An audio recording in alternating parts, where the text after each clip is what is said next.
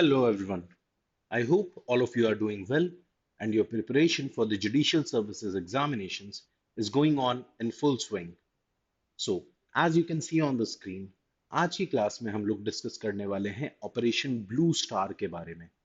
Now I am very sure कि life के किसी न किसी स्टेज पे, किसी न किसी मोमेंट पे आपने ऑपरेशन ब्लू स्टार का जिक्र जरूर सुना होगा, राइट? तो आज की क्लास में हम समझेंगे कि ऑपरेशन ब्लू स्टार क्या था, कौन से वो हिस्टोरिकल फैक्ट्स थे which led to the origin of Operation Blue Star, इसमें इंदिरा गांधी का क्या रोल था, जर्नैल सिंह भिंडरवाल कौन थे, खालिस्तान मूवमेंट क्या है और अल्टीमेटली ऑपरेशन ब्लू स्टार के क्या रेपकर्शंस हुए on the geopolitical and democratic setup of our country, right? तो ये सारी चीजें पढ़ेंगे, सारी चीजें समझेंगे, लेकिन उससे पहले एक छोटा सा डिस्क्लेमर. डिस्क्लेमर क्यों? क्योंकि हम एक ऐसा टॉपिक पढ़ने जा रहे हैं जो इंडिया की कॉन्स्टिट्यूशनल हिस्ट्री में बहुत ही ज्यादा कंट्रोवर्शियल है, बहुत ही ज्यादा डिबेटेबल है, राइट? इनफैक्ट इस टॉपिक के साथ कई लोग अपने रिलीजियस सेंटिमेंट्स और आइडियोलॉजीज को एसोसिएट करते हैं. तो उस हिसाब से एक डिस्क्लेमर तो बनता है, और वो डिस्क्लेमर ये है कि इस वीडियो को, इस सेशन को बहुत ज्यादा थरो रिसर्च के बाद बनाया गया है. जितनी भी इंफॉर्मेशन है बहुत ज्यादा थरोली रैंसैक करके फिर प्रिपेयर की गई है, और हमारा सोल इंटेंशन यहाँ पे एज स्कॉलर्स इस टॉपिक को डिस्कस करना रहेगा. हम किसी भी प्रकार से किसी भी रिलीजियस समुदाय की रिलीजियस फीलिंग्स या सेंटिमेंट्स को हर्ट नहीं करना चाहते, राइट? सो अब चलते हैं और शुरू करते हैं ऑपरेशन ब्लू स्टार की कहानी. सो बिफोर वी बिगिन, हमें खालिस्तानी मूवमेंट को समझना जरूरी है. पूरे इस सेशन में बार बार खालिस्तान शब्द का जिक्र आएगा, खालिस्तानी मूवमेंट का जिक्र आएगा. So it is very pertinent, very important कि शुरू से ही खालिस्तान का मतलब समझते हुए चलें. सो खालिस्तान क्या है? सो बेसिकली ये एक सिख नेशनलिस्ट मूवमेंट है जो चाहता है कि सिख रिलीजन के लिए एक अलग देश बनाया जाए, एक अलग देश की मांग करता है एक तबका, एक group from the Sikh religion. ये लोग कहते हैं कि जो प्रेजेंट डे पंजाब है, that is the Punjab in the independent India, इस पंजाब को सिक्स को सौंप दिया जाए और इसे as a independent country govern करने का अधिकार सिर्फ सिक्स को हो.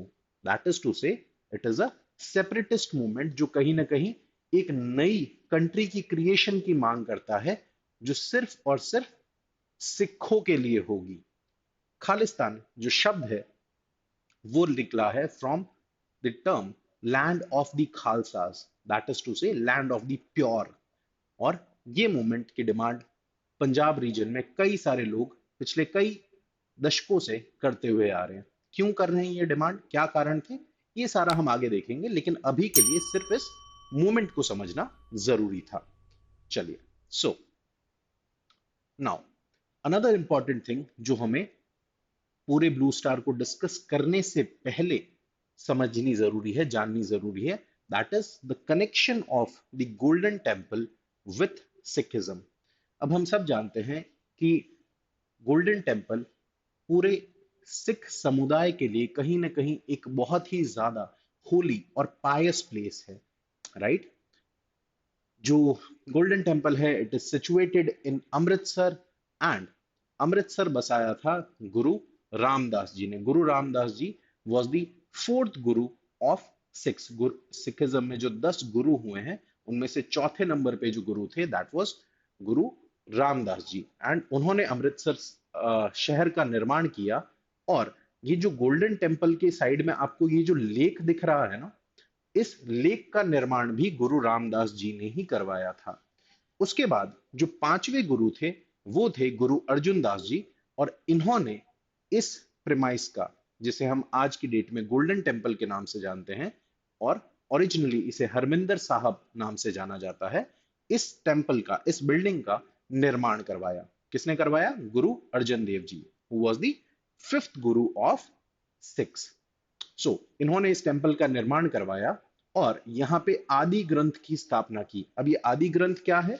तो आदि ग्रंथ गुरु नानक देव जी, जिन्होंने सिखिज्म को के पहले गुरु थे, जो कि जिन्होंने सिखिज्म को ओरिजिनेट करवाया कहीं ना कहीं, उनकी जो वचन है, उनकी जो वाणी है, वो यहाँ पे आदि ग्रंथ में कंटेन्ड है।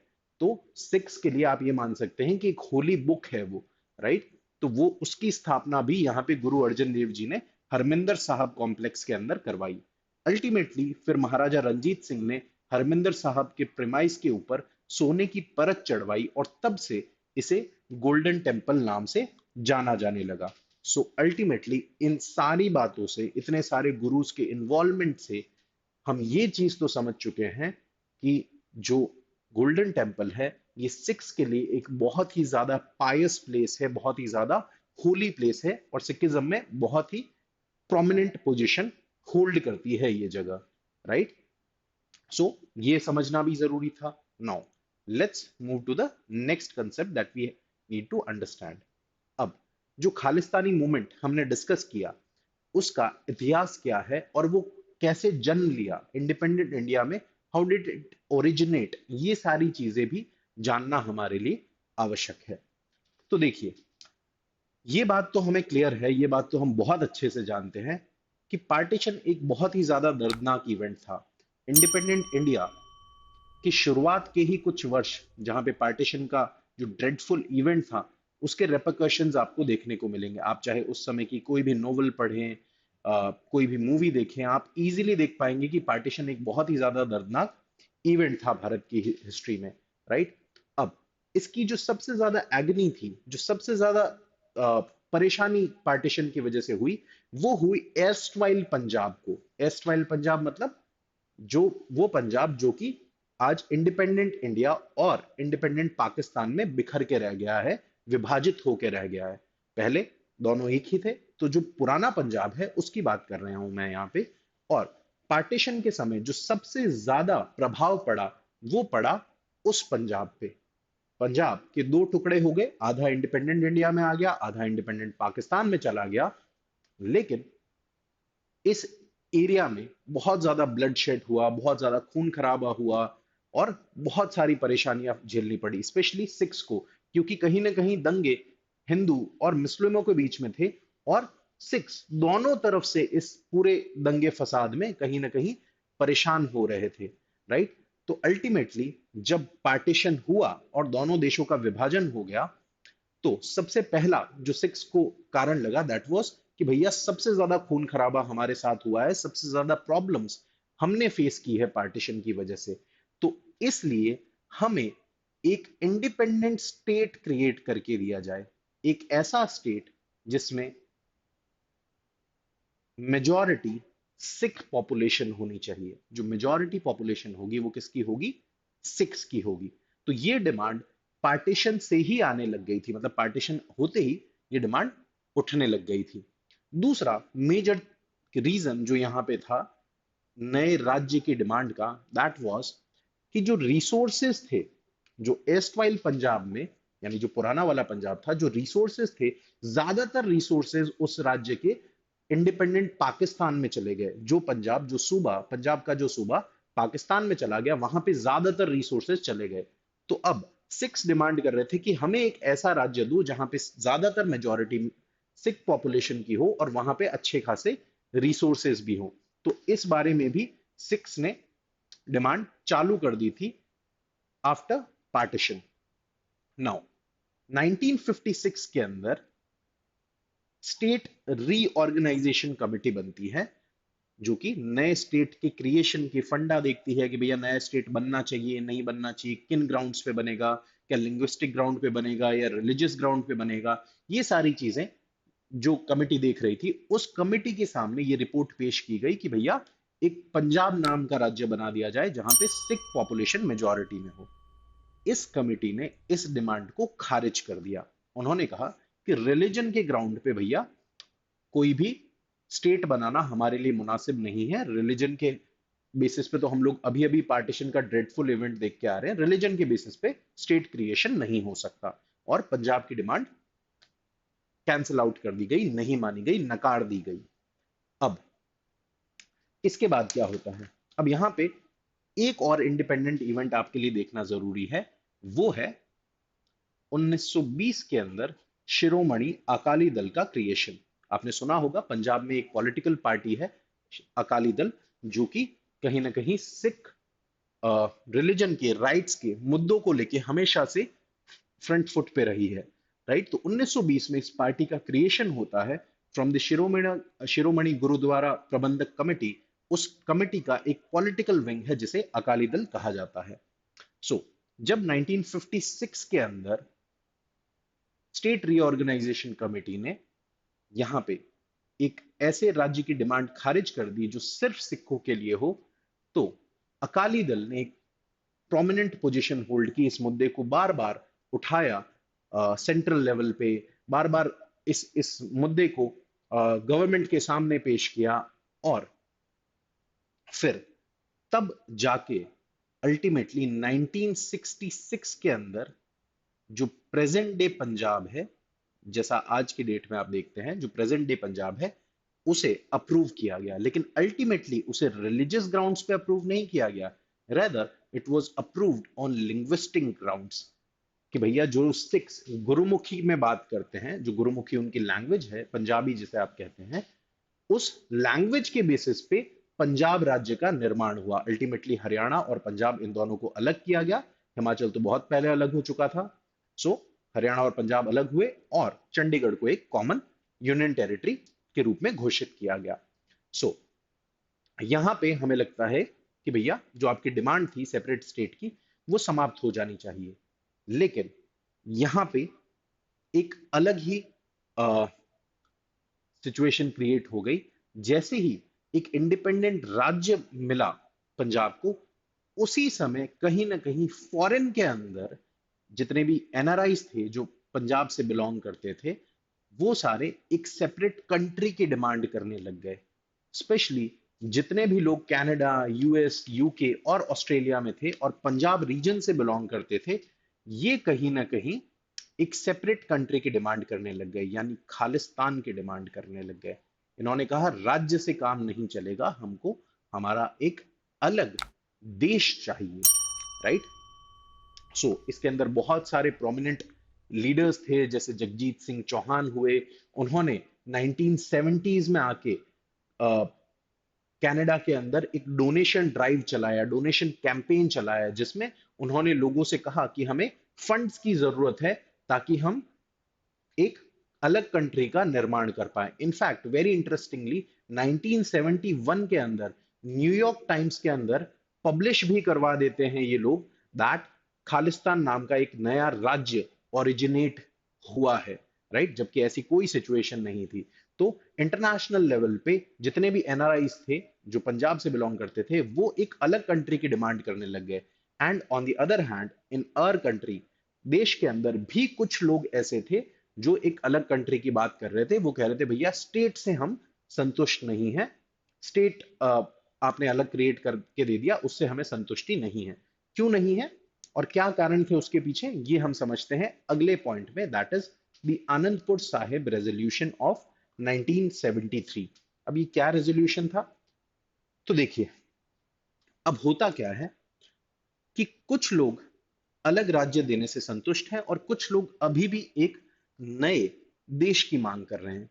इस मांग के पीछे जो प्रोमिनेंट रीजन था वो था रिसोर्सेस का रीजन।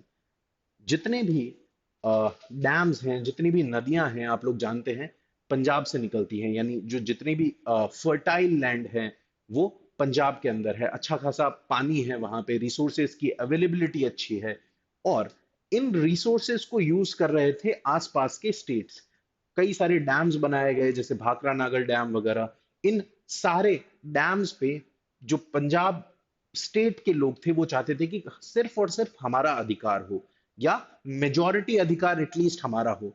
बट जो सेंट्रल गवर्नमेंट थी वो कहीं ना कहीं शेयरिंग ऑफ रिसोर्सेज में बिलीव कर रही थी, और इससे भी लोगों को नाराजगी थी, इससे भी लोगों को दिक्कत थी। उन्हें ये लगता था कि भैया पार्टीशन का जो ड्रेडफुल इवेंट था उसका सबसे ज्यादा बुरा इंपैक्ट हम पे हुआ। हमारे ज्यादातर रिसोर्सेज पाकिस्तान में रह गए, वहीं छूट गए। अब हमारे पास जो यहाँ पे रिसोर्सेज हैं वो भी हमें दूसरे राज्यों के साथ शेयर करने हैं, ये तो गलत है। इस चीज से हम एग्री नहीं करते, और इन पॉइंट्स के ऊपर अल्टीमेटली अलग देश की डिमांड चल रही थी, चाहे वो फॉरेन में हो चाहे देश के अंदर हो। तो अल्टीमेटली 1973 के अंदर एक आनंदपुर साहिब रेजोल्यूशन पास होता है। अब ये क्या रेजोल्यूशन है और इसके अंदर क्या डिमांड्स थी? तो देखिए, जो शिरोमणि अकाली दल है जिसकी हम बात कर रहे थे, उन्होंने सेंट्रल गवर्नमेंट के सामने कुछ बेसिक डिमांड्स रखी। उन्होंने कहा कि सबसे पहले तो स्टेट के अंदर सेंट्रल गवर्नमेंट का इंटरफेरेंस बंद होना चाहिए। अब यहां पे आपको लग रहा होगा यार ये तो एकदम फेडरल नोशन जो हम पढ़ रहे हैं कि हमारी कंट्री फेडरल है, या ये कह लें कि क्वाजाई फेडरल है, उस नोशन के बिल्कुल अगेंस्ट चला जा रहा है। ये डिमांड तो बिल्कुल ऑपोजिट है, राइट? बट कहीं ना कहीं आनंदपुर साहिब रेजोल्यूशन में ये डिमांड थी कि जो सेंटर का इंटरफेरेंस है स्टेट के अंदर वो मिनिमल किया जाए, कम से कम इंटरफेरेंस होना चाहिए, स्टेट को ऑटोनॉमी दी जाए, स्टेट्स को पावर दी जाए। साथ ही साथ यहाँ पे और भी कई सारी डिमांड थी, जैसे चंडीगढ़ को यूनियन टेरिटरी ना रख के पंजाब को सौंप दिया जाए।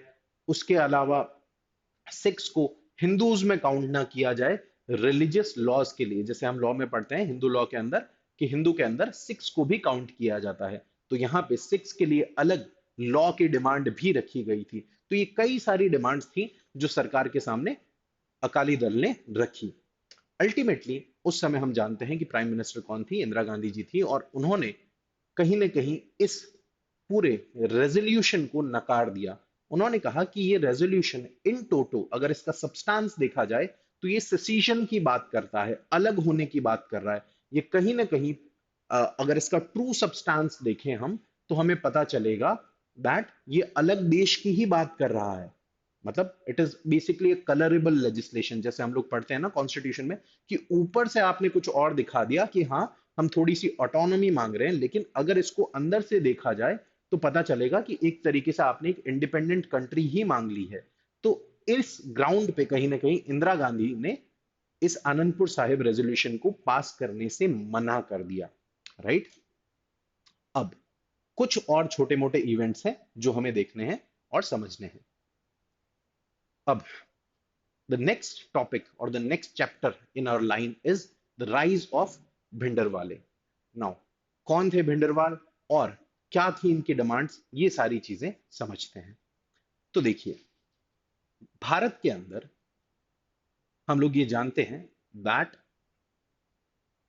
कांग्रेस का रूल था, है ना? सिंस इंसेप्शन कांग्रेस मेजॉरिटी में रही, अच्छा खासा समय कांग्रेस ने यहाँ पे रूलिंग में व्यतीत किया, काफी समय तक कांग्रेस एक प्रोमिनेंट पार्टी रही भारत के अंदर।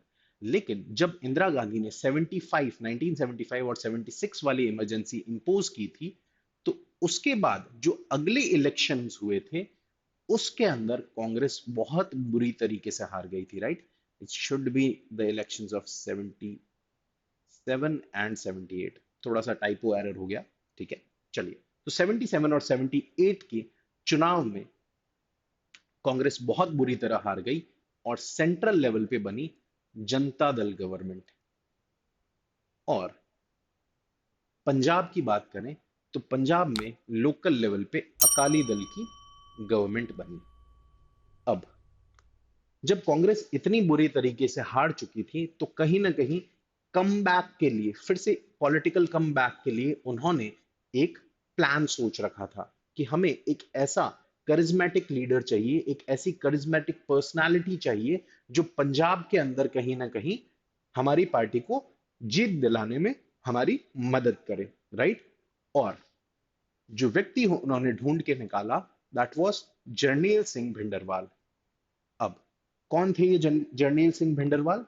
तो basically he was a saint, he was a Sikh religious scholar जो दमदमी टकसाल के अंदर पढ़े हुए थे, एक सिख रिलीजियस स्कॉलर थे, ठीक है? सिख रिलीजियस स्कॉलर यानी जिन्होंने सिखिज्म में अच्छी खासी पढ़ाई की थी, सिखिज्म के रिलीजियस टेक्स्ट, होली बुक्स, ये सारी चीजें पढ़ी थी, और इन्होंने ये सारी पढ़ाई दमदमी टकसाल के अंदर की थी जो कि सिखिज्म की एक प्रोमिनेंट स्कूल है, राइट? रिलीजियस स्कूल है। अब होता क्या है कि जर्नैल सिंह भिंडरवाल जो है वो दमदमी टकसाल यानी जहां उन्होंने पढ़ाई की थी वहीं के हेड अपॉइंट कर दिए जाते हैं।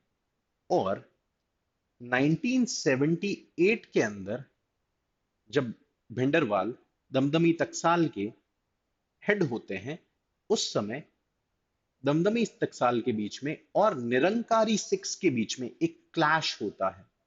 अब निरंकारी सिक्स कौन है? तो देखिए, सिखिज्म में जैसे मैंने आपको बताया कि 10 गुरु होते हैं और जो अंतिम गुरु थे वो थे गुरु गोविंद सिंह जी। तो उन्होंने कहा कि अब मेरे बाद कोई अगला गुरु नहीं आएगा और जो हमारा होली टेक्स्ट है, राइट, वही एज गुरु ऑपरेट करेगा, अनंत काल तक वही गुरु रहेगा। तो जो निरंकारी सिक्स हैं वो कहीं ना कहीं इस आइडियोलॉजी में बिलीव करते हैं कि आज भी एक लिविंग गुरु हो सकता है, यानी 10th गुरु के बाद 11th गुरु भी आ सकता है। वेर एज दमदमी टकसाल की कहीं ना कहीं फिलॉसफी या जरनैल सिंह भिंडरवाल की फिलॉसफी कहीं ना कहीं ये थी कि लिविंग गुरु जैसी कोई चीज नहीं है। जो गुरु गोविंद सिंह जी ने कह दिया दैट मेरे बाद कोई गुरु नहीं आएगा, वो बात सही है, यानी सिर्फ 10 गुरुज ही हैं सिखिज्म में। ये एक आइडियोलॉजिकल क्लैश था जो दमदमी टकसाल और निरंकारी सिक्स के अंदर चल रहा था। अब इस इन दोनों ग्रुप्स के अंदर बेसिकली 78 के अंदर एक क्लैश होता है और कई सारे लोगों की मृत्यु होती है।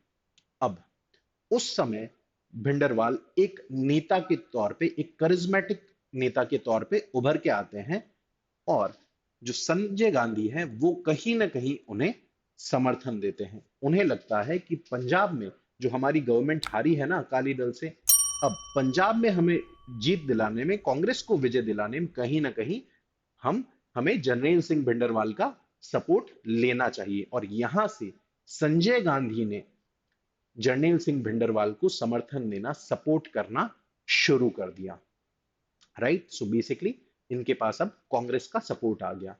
अल्टीमेटली आप लोग जानते हैं कि जो जनता दल गवर्नमेंट है वो बहुत ज्यादा समय तक नहीं रही और 1980s के अंदर लगभग फिर से कांग्रेस आ जाती है, राइट, सेंट्रल लेवल पे भी और यहाँ पे पंजाब में स्टेट लेवल पे भी, दोनों ही जगह अब कांग्रेस का रूल है। और कांग्रेस किसे समर्थन दे रही है? कांग्रेस समर्थन दे रही है जरनैल सिंह भिंडरवाल को।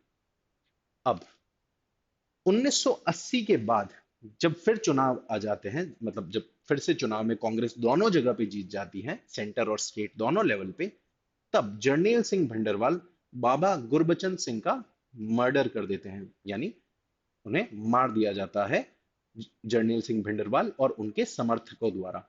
अब कौन थे ये बाबा गुरबचन सिंह? तो हमने अभी थोड़ी देर पहले निरंकारी सिक्स का डिस्कशन किया था। उन निरंकारी सिक्स के हेड थे बाबा गुरबचन सिंह और इन्हें मार दिया जाता है भिंडरवाल और उनके समर्थकों द्वारा।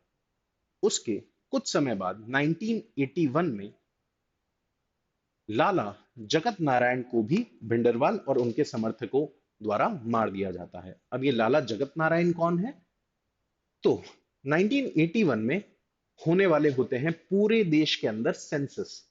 सेंसस यानी हमारा जनगणना, राइट। तो जनगणना के अंदर आपने देखा होगा कि बहुत सारे प्रश्न पूछे जाते हैं, बहुत सारे एक क्वेश्चनेयर होता है बड़ा सा जो जिसका आंसर आपको देना होता है। उस क्वेश्चनेयर के अंदर एक प्रोमिनेंट क्वेश्चन ये भी होता है दैट आप अपनी मदर टंग किस लैंग्वेज को कहते हैं।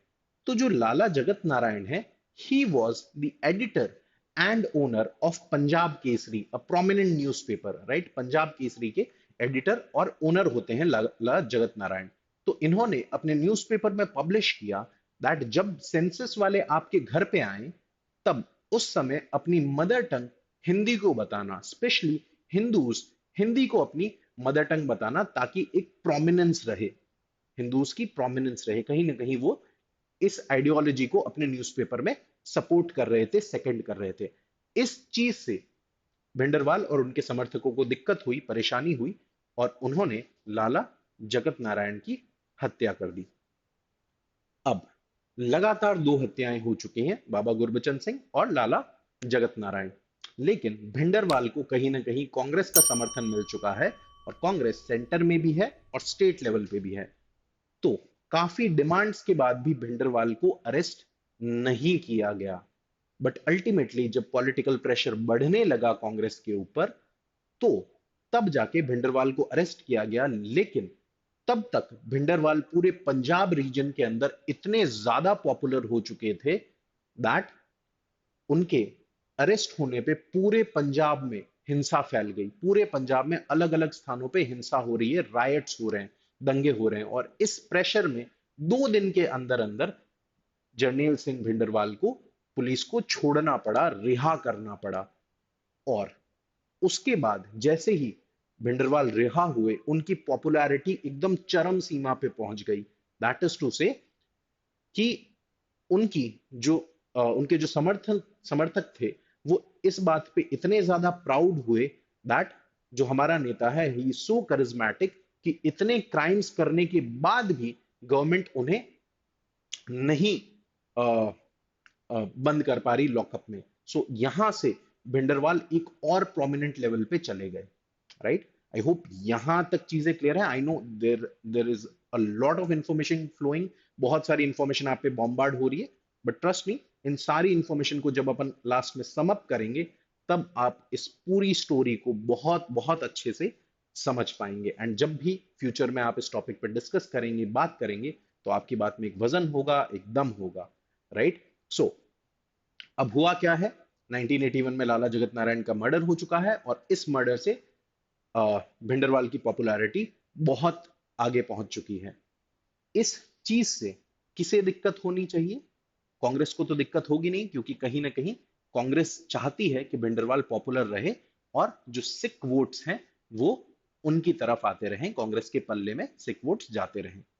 अकाली दल, जिसकी बात हमने की थी, उसे इस चीज से दिक्कत हुई, उसे इस चीज से परेशानी हुई, क्योंकि अकाली दल भी कहीं ना कहीं सिख राइट्स की ही बात कर रहा है, सिख राइट्स की बात ही कर रहा है, और भिंडरवाल भी सिखों के अधिकार की ही बातें कर रहे हैं। लेकिन जैसे ही भिंडरवाल यहाँ पे पॉपुलर होने चालू हुए, अकाली दल कहीं ना कहीं परेशान हो गया इस पॉपुलैरिटी से, और उन्होंने ये निर्णय लिया कि वो भिंडरवाल का समर्थन करेंगे फॉर द इम्पोजिशन और for the implementation of Anandpur Sahib resolution of 1973।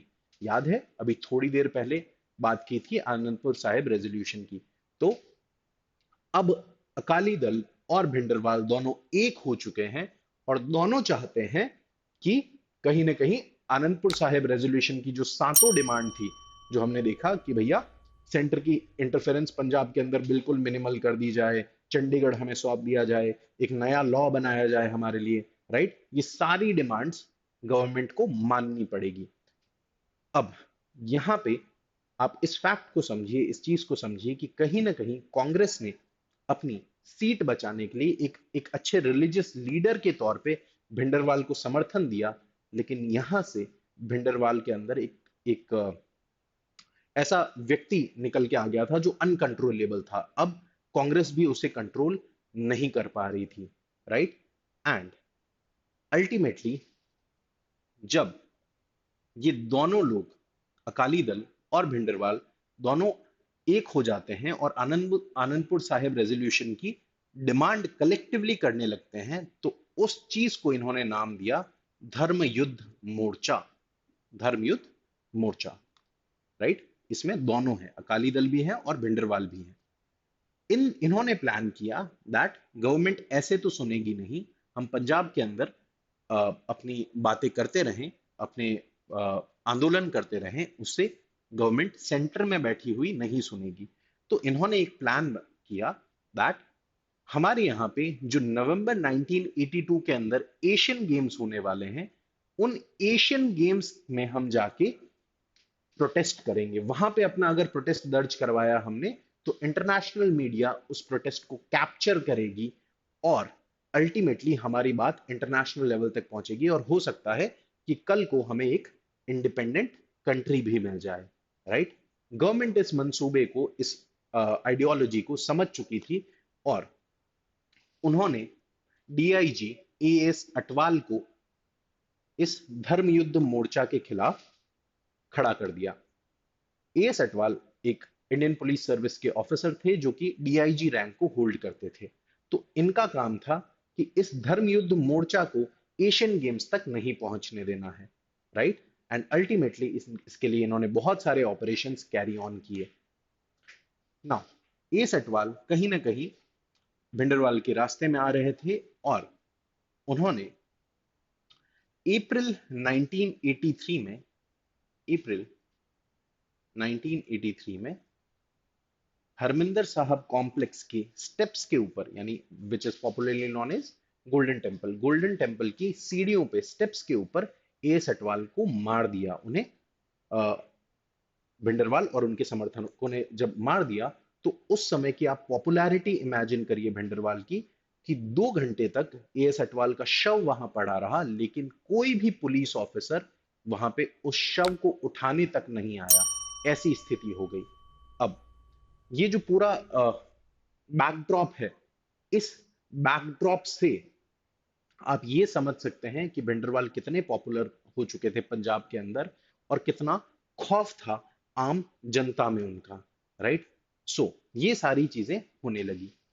Ultimately जब ये सारी चीजें भी काम नहीं करी, भिंडरवाल को इनसे भी रिजल्ट्स आते नहीं दिखे, तो उन्होंने मास लेवल पे किलिंग्स चालू कर दी। और स्पेशली यहाँ पे जो किलिंग्स हो रही थी, वो हो रही थी हिंदूज की। हिंदुओं से भरी बसेस के अंदर आग लगा दी जाती थी, रोड पे उन्हें मारा जाता था। और अक्टूबर 1985 के अंदर, 83 के अंदर, सॉरी, 83 के अंदर एक पूरी बस के अंदर आग लगा दी गई, जिसके अंदर 6 हिंदू जल के मर गए। अब इस बात से कहीं ना कहीं पूरे नेशनल लेवल पे एंटी सिख मेंटालिटी डेवलप होनी चालू हो गई। भिंडरवाल की जो ये अग्रेसिव नीतियां थी, जो अग्रेसिव पॉलिसीज थी, इनसे पूरे कंट्री लेवल पे एंटी सिख आइडियोलॉजी लोगों में डेवलप होने लगी।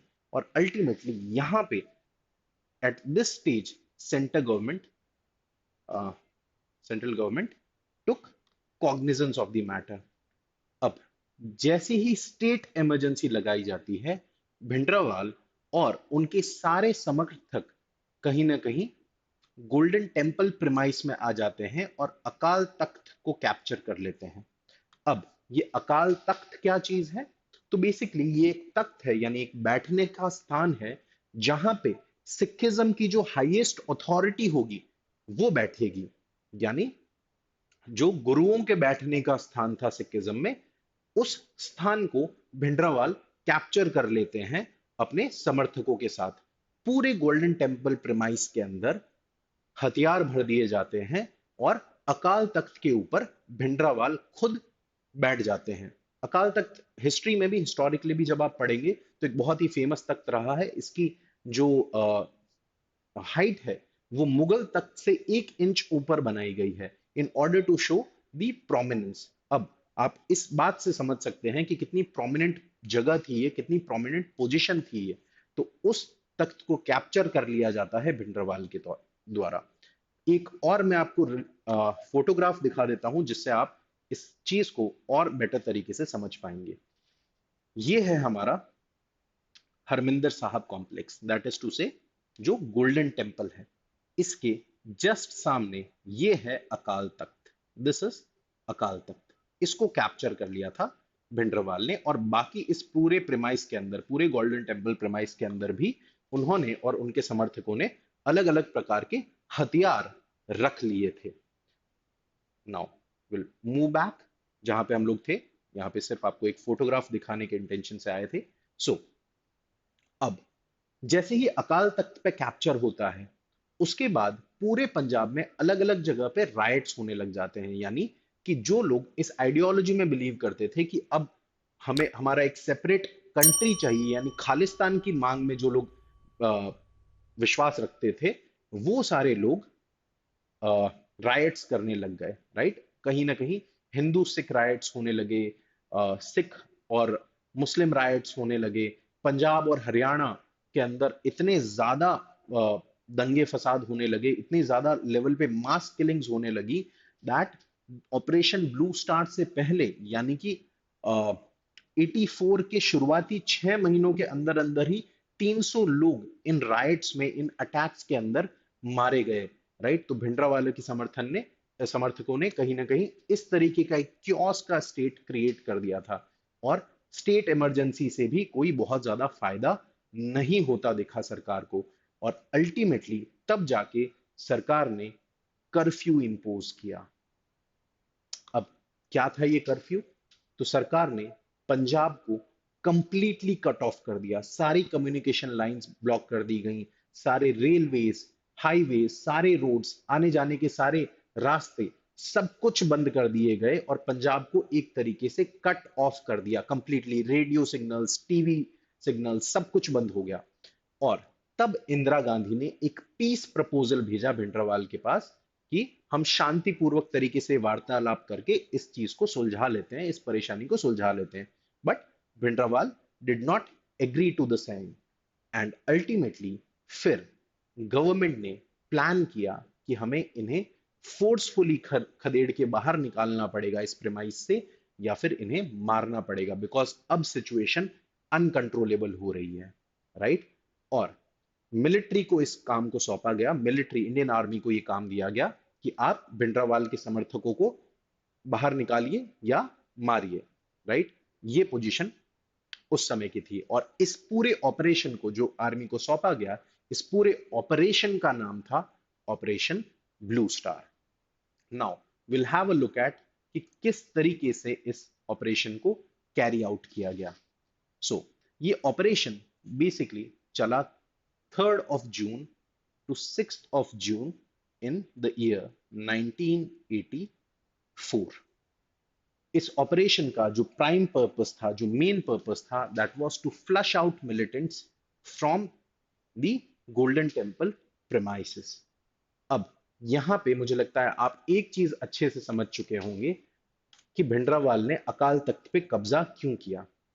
ही very well knew the fact कि अकाल तख्त सिखिज्म में एक बहुत ही प्रोमिनेंट पोजीशन होल्ड करता है, एंड यहां पे गवर्नमेंट कभी भी कोई एक्शन नहीं लेगी, राइट। क्योंकि यहां पे अगर गवर्नमेंट ने किसी प्रकार का कोई मिलिट्री ऑपरेशन चलाया तो देश भर में, दुनिया भर में जितने भी सिख्स हैं उनकी भावनाओं को ठेस पहुंचेगी, और गवर्नमेंट ऐसा बिल्कुल नहीं चाहेगी। एंड इसीलिए उन्होंने अकाल तख्त को चुना कि चलो मिलिट्री यहां पे तो कभी हमला नहीं करेगी, राइट। बट ऐसा नहीं हुआ, और ऑपरेशन ब्लू स्टार जो हुआ वो अकाल तख्त के अंदर, यानी अकाल तख्त के ऊपर ही हुआ। सो इंडियन आर्मी को लीड कर रहे थे इस ऑपरेशन के अंदर मेजर कुलदीप सिंह ब्रार। एंड ऐसा नहीं था कि जो सामने मिलिटेंट्स थे, जो भिंडरावाल के समर्थक थे, वो कोई अनट्रेन्ड लोग थे, यानी उन्हें हथियार चलाने नहीं आते थे या वो मिलिट्री टैक्टिक्स से वाकिफ नहीं थे। ऐसा नहीं था। Rather on the other hand, जो भिंडरावाल के समर्थक थे, जो मिलिटेंट्स थे, उन्हें लीड कर रहे थे मेजर शाहबाग सिंह। मेजर शाहबाग सिंह एक बहुत ही डेकोरेटेड ऑफिसर थे इंडियन आर्मी के। इन्होंने जो बांग्लादेश में मुक्ति वाहिनी थी, जो बांग्लादेश लिबरेशन फोर्स थी, उसे भी ट्रेनिंग दी थी। लेकिन अब due to some reasons, there were a lot of reasons, जिसकी वजह से शहबाग सिंह भिंडरावाल के साथ मिल गए और उन्होंने भिंडरावाल के मिलिटेंट्स को ट्रेन करना चालू किया। सो बेसिकली दोनों तरफ आर्मी के मेजर जनरल्स हैं, और एक कहीं ना कहीं मिलिटेंट्स को फ्लश आउट करना चाह रहे हैं इस कैंपस से, इस प्रेमाइस से, और दूसरी तरफ शहबाग सिंह जो है वो भिंडरावाल की आइडियोलॉजी को समर्थन कर रहे हैं। तो यहां पे कुछ इस तरीके की पोजीशन अराइज हो गई। नाउ ऑपरेशन जैसे मैंने आपको बताया 3rd जुलाई को स्टार्ट होना था, 3rd जुलाई 1984। एंड 3rd जुलाई 1984 को ही गुरु अर्जन देव जी का शहीद दिवस होता है। याद है गुरु अर्जन देव जी, शुरू में पढ़ा था, जिन्होंने हरमिंदर साहब कॉम्प्लेक्स को बनाया था, क्रिएट किया था, right, the 5th Guru of Sikhism. तो उनका शहीदी दिवस होता है। तो उस दिन बहुत सारे लोग हरमिंदर साहब कॉम्प्लेक्स में, यानी गोल्डन टेम्पल के अंदर दर्शन करने के लिए आए हुए थे, और भिंडरावाल के समर्थकों ने उन लोगों को बंदी बना लिया, कैद कर लिया, बहुत सारे लोगों को, राइट। बिकॉज कहीं ना कहीं भिंडरावाल और उनके समर्थक उन लोगों को एज हॉस्टेजेस यूज करना चाहते थे। अब इस तरीके से शुरू के 2 दिन निकल गए, 3 और 4 5 तारीख को ये लोग प्लानिंग करते रह गए इंडियन आर्मी की कि किस तरीके से चीजें एग्जीक्यूट करनी है। They were not sure of the fact कि अंदर कितने लोग हैं, वो कितने ज्यादा ट्रेंड हैं, कौन कौन से वेपन्स हैं उनके पास। और ultimately on a lighter note 5th जुलाई को अटैक चालू होता है। राइट। 5 जुलाई की इवनिंग को अटैक चालू होता है अकाल तख्त के ऊपर। अब अकाल तख्त हमने देखा एक प्रोमिनेंट प्लेस है, एक होली प्लेस है, but there was no other option and the army had to attack on Akal Takht. But जैसे ही इंडियन आर्मी के जवान अंदर पहुंचे तो उन्होंने देखा कि ये तो बहुत ज्यादा वेल ट्रेंड हैं, जो मिलिटेंट्स हैं वो बहुत ज्यादा अच्छे से ट्रेंड हैं, इनके पास एंटी टैंक गन्स हैं, इनके पास रॉकेट लॉन्चर्स हैं, पूरे इस प्रेमाइस के अंदर अलग अलग जगहों पे स्नाइपर्स पॉइंट आउट कर रखे थे, मतलब स्नाइपर्स को बिठा रखा था। तो शुरू में इंडियन आर्मी को बहुत ज्यादा कैजुअलिटीज हुई, बहुत ज्यादा कैजुअलिटी हुई, यानी अब अंदर जाके, अकाल तख्त के अंदर जाके मिलिटेंट्स को मारना, फ्लश आउट करना पॉसिबल नहीं था। और जब उनके पास एंटी टैंक गन्स थी तो लॉजिकली बहुत मुश्किल हो जा रहा था अंदर जाना। एंड अल्टीमेटली फिर मिलिट्री ने यह डिसीजन लिया कि अकाल तख्त को ही टैंक्स से उड़ा दिया जाएगा, अकाल तख्त के ऊपर टैंक से हमला किया जाएगा। ये है अकाल तख्त। और जब हमला हुआ उसके बाद की स्थिति आप देख सकते हैं। तो अल्टीमेटली अकाल तख्त को टैंक्स के थ्रू उड़ा दिया गया, और जो टैंक्स से डिस्ट्रक्शन हुआ, जो दीवारें वगैरह टूटी, छत गिरी, उसकी वजह से, उसके दबने की वजह से उसके नीचे भिंडरवाल और मेजर जनरल शहबाग सिंह दोनों की ही डेथ हो गई और बहुत सारे मिलिटेंट्स मारे गए। And basically this was operation Blue star. लेकिन यहां पे कुछ चीजें नोट डाउन करने वाली हैं। सबसे पहली चीज कि अकाल तख्त के ऊपर टैंक चला दिया गया। हमने देखा कि अकाल तख्त सिखिज्म में कितनी प्रोमिनेंट पोजीशन होल्ड करता है, कितना महत्वपूर्ण स्थान रखता है। दूसरा, बहुत क्लियर कट डायरेक्शन थे गवर्नमेंट की तरफ से कि जो दरबार साहिब कॉम्प्लेक्स है, यानी जो गोल्डन टेम्पल कॉम्प्लेक्स है, इसके ऊपर, इस बिल्डिंग के ऊपर किसी प्रकार का कोई अटैक ना किया जाए। लेकिन इसके ऊपर भी कई सारी गोलियां लगी ड्यूरिंग द ऑपरेशन। और जो यहाँ पे रिलीजियस टेक्स्ट है हमारे सिखिज्म का, जो प्रोमिनेंट रिलीजियस टेक्स्ट है विच इज नोन एज आदि ग्रंथ, राइट, आदि ग्रंथ भी कहीं ना कहीं जल गया। साथ ही साथ ये जो परिक्रमा पथ है, इसके ऊपर, जो पूरा परिक्रमा पथ है, इसके ऊपर टैंक्स चलवा दिए गए। इस पूरी चीज से पूरी दुनिया के अंदर, पूरे विश्व में सिख समाज बहुत ज्यादा आहत हुआ, और उसके क्या रिpercussions हुए वो हम देखते हैं। लेकिन यहां पे हमारा जो ऑपरेशन था, मिलिट्री ऑपरेशन था, which is known as Operation Blue Star, वो सक्सेसफुल हुआ। तो आर्मी कहीं ना कहीं इस ऑपरेशन में कामयाब हुई, लेकिन Indira Gandhi as a leader, as a politician, as a prime minister बहुत बुरी तरीके से फेल हो गई। कैसे फेल हुई देखते हैं इसके रेपरकशंस के अंदर। So what happened after the operation?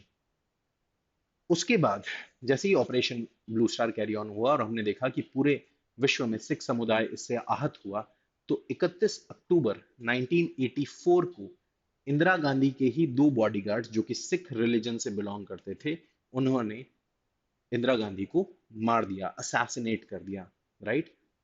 और उसके बाद, इंदिरा गांधी की डेथ के बाद, पूरे देश के अंदर, पूरे देश में एंटी सिख राइट्स हुए, स्पेशली दिल्ली के अंदर। दिल्ली के अंदर 3000 सिख्स वर किल्ड। नाउ सिर्फ दिल्ली ही नहीं, पूरा देश यहाँ पे आहत था, लेकिन कहीं ना कहीं दिल्ली के अंदर ये राइट बहुत ज्यादा बढ़ चुके थे। सिख्स के अगेंस्ट हिंसाएं हो रही थी, सिख रिलीजन के लोगों के साथ मार पिटाई हो रही थी, उन्हें मारा जा रहा था, बहुत बहुत बुरी स्थिति हो चुकी थी। इनफैक्ट उस समय जब राजीव गांधी से पूछा गया कि why is not government acting upon these riots, भाई जब इतने ज्यादा राइट्स हो रहे हैं तो एंटी सिख राइट्स पे आप कुछ एक्शन लीजिए। Rajiv Gandhi said that when a big tree falls, the ground will definitely shake, right? तो गवर्नमेंट ने भी एंटी सिख राइट्स में कोई बहुत ज्यादा प्रोमिनेंट भूमिका नहीं निभाई, और सिख्स के साथ उस समय काफी सारे इवेंट्स हुए, लाइक काफी सारे दर्दनाक इवेंट्स हुए, राइट। अब ये तो था पहला after effect, Indira Gandhi was assassinated, और उसकी वजह से पूरे सिख समुदाय को कहीं ना कहीं परेशानी झेलना पड़ी। आफ्टर दैट, उस पूरे ऑपरेशन को, जो ऑपरेशन ब्लू स्टार को लीड कर रहे थे, जिनका नाम हमने देखा था मेजर जनरल कुलदीप सिंह ब्रार, उन्हें एक सेक्लूडेड प्लेस पे भेज दिया गया, बिकॉज इट वॉज बिलीव्ड कि उनके ऊपर कभी भी अटैक हो सकता है, उन्हें कभी भी निशाना बनाया जा सकता है। तो पिछले 30 सालों से कुलदीप सिंह बरार किसी सेक्लूडेड प्लेस पे रहते हैं, nobody really knows where he is, but for the security reasons उन्हें अलग भेज दिया गया। But the army chief, the chief of army at that point of time was Mr. A.S. Vedya. A.S. Vedya, उन्हें मार दिया गया, उन्हें असैसिनेट कर दिया गया सिक्स के द्वारा, राइट। चार गनमैन, चार सिख गनमैन आए और उन्होंने चीफ ऑफ आर्मी स्टाफ को मार दिया। इसके बाद एक प्लेन था जो मॉन्ट्रियल कनाडा से दिल्ली के लिए आ रहा था, which was named as plane Kanishka. उस प्लेन को खालिस्तानी आइडियोलॉजी में बिलीव करने वाले लोगों ने उड़ा दिया और उसके अंदर 329 पैसेंजर्स की डेथ हो गई। मतलब उसके अंदर बॉम्ब प्लांट कर दिया गया था उस एयर इंडिया प्लेन के अंदर, और वो प्लेन हवा में ही फट गया और 329 लोग उसमें मर गए। Majority of them were Hindus. तो इस तरीके के कई सारे आफ्टर इफेक्ट्स आए। इनफैक्ट इस पूरे ऑपरेशन के बाद 1992 तक पंजाब के अंदर इमरजेंसी इंपोज रही। इमरजेंसी यानी प्रेसिडेंट्स रूल लागू रहा, और कहीं ना कहीं पूरी सिचुएशन को कंट्रोल करने का प्रयास सेंट्रल गवर्नमेंट करती रही। लेकिन अगले 10-12 सालों तक बहुत सारी हत्याएं हुई, बहुत सारे रायट्स हुए। तो ये था पूरा operation Blue star. I hope आप लोगों को ये सेशन इंफॉर्मेटिव लगा, काफी सारी चीजें आपको समझ आई। There were a lot of things to grasp upon, बहुत सारी इंफॉर्मेशन थी, आई नो, बट डेफिनेटली अब मुझे लगता है आप ऑपरेशन ब्लू स्टार से कंप्लीटली वेल एक्विंट हो चुके हो और अच्छे से समझ चुके हो। So that's it from my side guys. Thank you, have a great day.